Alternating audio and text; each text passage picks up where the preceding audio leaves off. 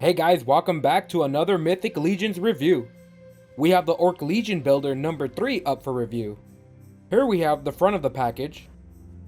On the back we have the same Mythic Legions lore that we have for every other figure.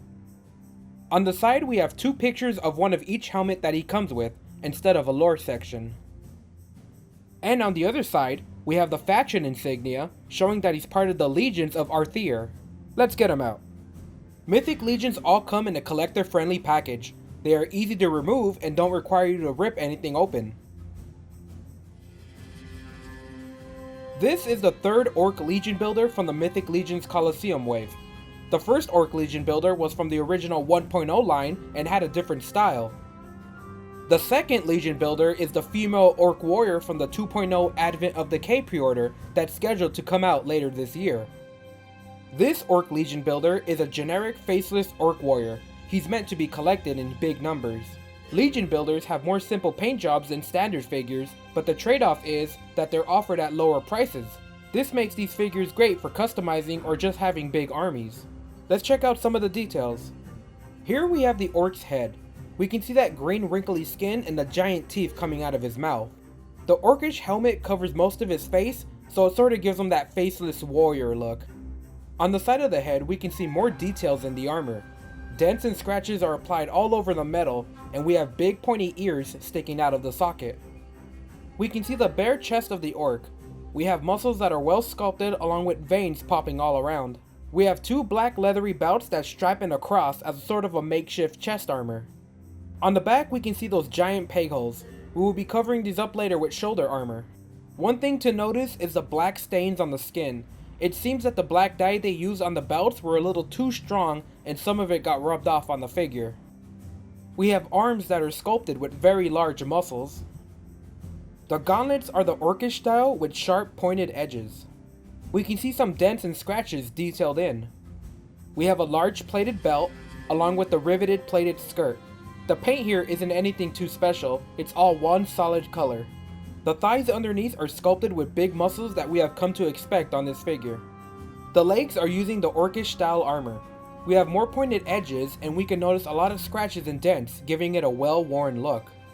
And lastly, we have the orcish boots. In the same style as the rest of the armor, we can see those sharp points sculpted everywhere. Let's check out the articulation.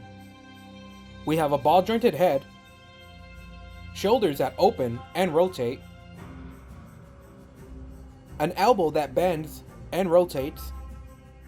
We have a rotating forearm, and a wrist that bends up and down and rotates, a ball jointed waist, legs that open and bend forward and back, rotating thighs, a knee that rotates and bends, and feet that bend forward and back and rotate. The Orc Legion builder comes with a pair of shoulder armor in the same orcish style as the rest of the armor. To install the armor, you easily pop the pegs into the sockets on the back. We get an alternate head that has rotating and removable horns. We don't get any extra horns to replace them, but if you have horns from other figures, you can socket them in.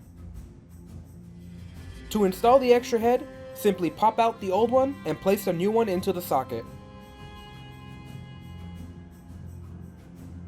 We have a wooden shield with a simple but shiny paint job. On the back it has a peg and grip to attach to the figure. To clip on the shield, you simply attach the grip to the wrist of the figure. It'll stay on tightly. We get a long 2-handed sword and a very nice paint job. I love the detail of the grime and the dirt they added to this sword. And new to my channel, we get the 2-handed hammer. I love the detail on the weapon. One head of the hammer comes off and you can replace it with the axe head, but this figure didn't come with it.